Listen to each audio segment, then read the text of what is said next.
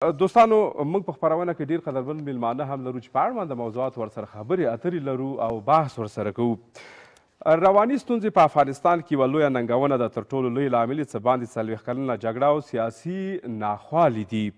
له جګړې سره لوږه، کډوالي، ټولنیزې او سیاسي ستونزې مل دي. زموږ په هیواد کې روان درملنې ته کوم ځانګړی کار نه دی شوی او نه هم ورته پاملرنه کیږي. د ډېرو کورنیو ژوند رواني ناروغۍ تریخ کړی، ناخوښي په ټولنه کې رامنځته کړې ده. څنګه کولی شو دې ټولو ستونزو ته د حل لاره په خپله پیدا کړو؟ قدرمنو دوستانو، په همدې تړاو مې ډېر قدرمن دوست ته لیکوال ته بلنه ورکړې ده، ښاغلي حیدري صاحب ته. البته چې ورېږه چې پوره نوم یې ډېر په باخره سره کریم حیدري صاحب درته هرکلی وایم. سهار دې په خیر، ستړی مه شي. حیدري صاحب یو کتاب ژباړلی دی، د همدې کتاب په محتوا باندې ورسره خبرې اترې وکړو چې ولې دې ته زړه ښه کړو، ځکه چې ډېر کتابونه دي، په لسګونو سلګونو کتابونه شته دی. ولې دې کتاب ته زړه ښه کړو چې دغه کتاب وژباړي، په محتوا کې څه دي او څنګه کولی شي چې زموږ هیوادوال د دغه کتاب د لوستلو سره د دې کتابه ګټه واخلي. حیدري صاحب درته لومړی هرکلی وایم. سهار دې په خیر، ستړی مه شي. سهار مو په خیر اتل صاحب او لیدونکو ته د هم سهار په خیر وي. ډېره مننه د بلنه مو د زه به لومړی هم دې ته راشم، دغه کتاب هم که ما ته راکړې تر څو زه لږ دوستانو ته وښیم دغه ولې څه لامل شو چې دغه کتاب دې راوژباړلو پښتو ته؟ اتل صاحب داسې کیسه وه چې زه داسې ژور خفګان ورته وایي، ډپریشن او بل اندېښنه چې اضطراب هم ورته ویل کېږي، انګزایټي، دغه ناروغیو نه روحي یا رواني ناروغیو نه زه رنځېدم. او بیا په همدې وخت کې ناڅاپه یو دوست مې اولیا اطرافي هغه ما ته ویل چې داسې یو کتاب دی، هغه که موږ وژباړو، کې وژباړې د ثواب په توګه، دغه زموږ هېوادوال ډېر کړېدلي دي، رواني ستونزې لري، دا به ډېره مرسته ورسره وکړي او دا د خیر کار دی، د ثواب کار دی. نو چې کله ما کتاب ترلاسه کړ ومې لوسته، په رښتیا هم په ما یې ډېر تاثیر وکړ. ځینې کتابونه به تاسو لوستي وي چې یو ځل چې لولې که ډېر ښه کتاب وي نو یوه اونۍ یوه میاشت په تاسو باندې هغه تاثیر پرېږدي، او ځینې که لږ ډېر ښه نه وي هغه کیدای شي یو ساعت یا یو ورځ په تاسو کې تغییر راولي. خو دې کتاب د ما د ژوند لیدلوری بدل کړ. نو ما چې دا دومره مهم کتاب دی نو بیا باید چې ولې راونه ژباړل شي. په دې چې زموږ هېوادوال دې ته اړتیا لري. او په دې تاسو مخکې اشاره وکړه چې دغه ناخوالې د جګړې، کډوالۍ، رنګارنګ ستونزې زموږ هېوادوالو لیدلي دي او په دې کې د دې دپاره باید یو څه وشي. او د دې کتاب ښه والی دا دی چې په خپله درملنه ده، دې ته اړتیا نشته چې سړی کوم ډاکټر ته لاړ شي یا کوم ارواپوه یا روانپوه ته لاړ شي، د هغې نه مرسته وغواړي.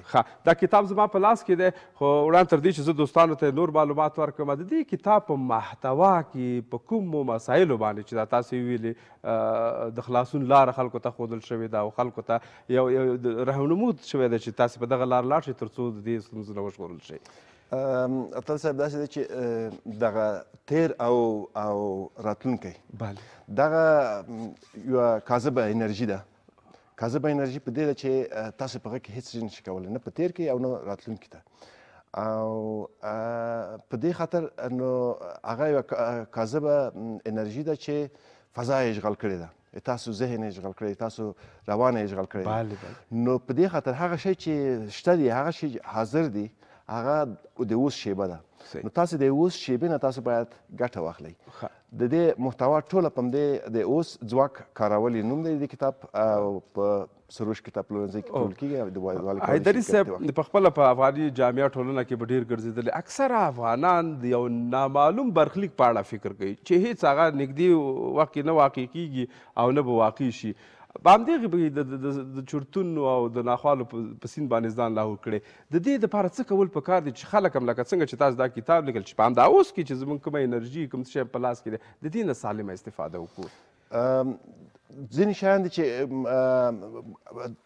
اندېښنه یا مثلا راتلونکي ته تلوسه یا رنګارنګ هغه لرو، مشکلات لرو چې وایي چې دا به څنګه شي، د هېواد حالات به څنګه شي، سیاسي حالات به څنګه شي. سمه ده چې افغانستان حالات ډېر ترنګلي دي، وضعیت ښه نه دی، سیاسي وضعیت دی او که امنیتي وضعیت دی. خو که چیرې موږ تاسې خپله ځانونه دې حتی ورسوو دې هغه ته خپله ذهن هم ورته ځان آماده کړو چې وکولی شو د دې ناخوالو نه دې ناخوالو ته ځان ورنه کړو. دا د ذهن هغه ده.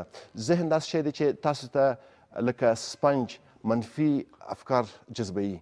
نو تاسو باید ذهن سره خواخوږي ونه کوئ، همدردي ونه ښایي ورسره، هغه نه پریکون وکړئ، هغه نه فاصله واخلئ په دې چې ذهن سمه ده چې فکر رامنځته کوي. او فکر چې دی فکر د ځیرکتیا د ذهن هغه وروستی پړاو نه دی. که تاسو مثلا مینه کوئ یا مثلا کوم شي خوښېږي هغه کې تاسو ته د فکر په لاره تاسو هغه نه کوئ که نه، هغه بله انرژي ده. نو د فکر او د ذهن د خواخوږۍ نه هغه فکر ته باید داسې وګورئ لکه دغه کتاب ته چې تاسو ګورئ یا یو چا ته چې ګورئ، په دې شکل باندې تاسو باید په فکر باندې په خپلو فکرو باندې حاکم اوسئ او تاسو فقط او فقط خپلې د اوس شیبې ته د هرې شیبې نه باید ګټه واخلئ. مثلا که یو مثال درکړم، که چیرې تاسو مثلا لاس مینځئ دغه لاس مینځلو دغه خپل د لاسو حرکت ته وګورئ، دغه حس کوئ، دغه د اوبو تماس چې تاسو د لاسونو سره لري، دغه صابون چې تاسو وایئ دغه هغه بوی کوي، دغه د اوس ځواک دغه شکل باندې تاسو کولی شئ چې د اوس شیبې ته ننوځئ. هره شیبه چې تاسو مثلا په تاسو باندې کومه ورځ کومه وخت هغه راغله داسې یوه څپه راغله چې ډېر اندېښمن شوئ، خفګان درته راغی، یو ډېر توره غمیزه درته یاده شوه یا په راتلونکي کوم مشکل درته هغه دی متوجه دی، هغې ته فقط په هغه ځای کې تاسو ځان ته یو ځل ووایئ چې زه په اوس شیبه کې نه یم. دغه به تاسو دفعتاً راولي، دغه فکر نه دغه منفي ځای نه مو راولي، حاضر ته مو راولي. او د دې لپاره تمرین شی دی چې که نور نه کولی شئ د خپلې ساه ته پام وکړئ، د خپله ساه چې او اخلئ او بیرته یې وباسئ، دغه ساه تاسو سره کومک کوي چې تاسو خپل حاضر ته نور تمرینونه هم په دې کتاب کې شته. زه وایم چې بالاخره څنګه کولی شي زموږ هیوادوال یعنې 40 کلونه جګړه، ناخوالې، اقتصادي مشکلات دا ټول دي د دغه کتاب په محتوا کې چې کوم معلومات راټول شوي دي په ورځني ژوند کې موږ دا پلي کړو، ورنه ګټه وکړو، استفاده وکړو. دغه هغه دی چې یو قناعت دی که نه، یو قناعت باید سړی په خپل وضعیت باندې قناعت وکړي. که تاسو اوس مثلا په دې هغه کې شئ، په دې باندې قناعت ونه کړئ، که سبا ورځ تاسې میلیاردر شئ یا مثلا د یو ډېر د یو لوړ منصب چښتن شي، بیا به هم تاسې داسې ناراضي اوسئ. نو قناعت چې په هر حالت کې باید سړی قناعت وکړي، او دا اسلامي هغه هم ده چې انسان باید هر حالات کې شکرګزار وي. بل صبر کول که نه، دغه صبر هم ده. یعنې بل هغه اړخ دا دی د کتاب چې د اسلامي فلسفې سره ډېر نږدېوالی لري، داسې شی نه دی چې مثلا د هغه سره په ټکر کې. او بل دا چې تاسو ویلې چې څه رقم کولی شي سړی دغه یعنې همدا اوس زما ډېره لیوالتیا پیدا شو چې دا کتاب زه مطالعه کړم او په ځان باندې په خپل عملي څنګه کولی شو چې همدغه موارد چې په دې کتاب کې ذکر شوي دي په تدریجي ډول موږ په خپل ژوند کې عملي کړو تر څو له دغه ستونزو نه یا کړاوونو نه وژغورل شو. بله خبره ده چې یو د قناعت خبره شوه، د صبر خبره شوه، بله د نفس خبره شوه. نفس تاسو باید مغلوب کړئ، دا هم یو اسلامي هغه ده که نه خبره ده چې نفس باید په تاسو باندې حاکم نشي.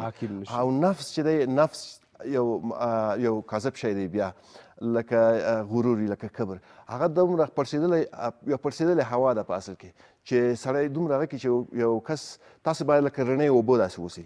که څوک تاسو په لور باندې غشی واروي، هغه غشی باید په داسې کلک شي ونه لګېږي چې هغه سره اصابت وکړي، ټکر وکړي، چې هم تاسو ته ستونزه جوړه کړي او هم غږ پورته شي او هم هغه سړی ته هغه واخلي که نه یا خوند واخلي هغه وکړي. نو هغه باید داسې د تاسو نه تیر شي، تاسو کې هېڅ هغه ونه لري. په دې هغه کې دا کتاب یو خبره باید اضافه کړم، کیدای شي ډېر وخت ونه لري، تیز خبرې کوم. کتاب محتوا خو مې تقریبا تشریح کړه، خو ډېر یو څه د هېوادوالو ویلي چې لوستونکو ویلي چې پیچلی ده، موضوع پیچلی ده. موضوع پیچلی په دې ده چې لویه موضوع، لوی بحث دی پکې، خو ډېر کم هغه کې کتاب کې ځای شوی دی. نو که چیرې تاسې په هره پاڼه باندې په هر څپرکي باندې تمرکز وکړئ، ویل ولئ او هغه په هغه باندې فکر وکړئ، نو بیا به انشاءالله چې څه مشکل نه وي. ډېره مننه کوم حیدري صاحب دا چې وخت را سره کم دی غوښتلم چې ډېر د دې دا محتوا را وسپړو ځکه چې ټول افغانان د دغسې مشکلاتو ستونزو سره لاس او ګریوان دي خو زه متیقن یم چې دا کتاب د یو لارښود په توګه ټولو ته پاتې کیدی شي. ډېره مننه له راتګ نه حیدري صاحب خوشحاله اوسئ. ډېره مننه کوم. قدرمنو دوستانو له تاسو نه هم ډېره مننه کوم او اوس به ورشو د نقیب فاروقي چې رقیب فاروقي چې څو ورځې وړاندې په ټولنیزو رسنیو کې غوغا جوړه کړه چې د یخ په سر باندې نمایشات ترسره کوي.